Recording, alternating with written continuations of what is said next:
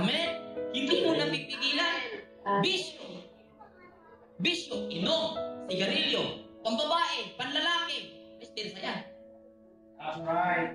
Dahil pag may ng babae na lalaki, ang binabae niya ay ng lalaki rin. Amen? That's right. Dispensa yan. Inom. Alam niya, dahil na-experience ng bawat lasinggero, nung matapos ang paglalasing, puyas lawas. Ay na! Puyas lawas. Kauman, naiinom, hindi maging mapungan. Uy, lagi magiging baso na waton. Amen. Amen. Yan po ang nangyari sa tao. Hindi niya pipigilan. Mayroon tayong iisang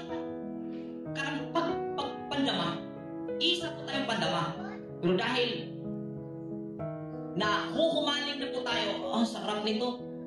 Fake na sarap. Bakit?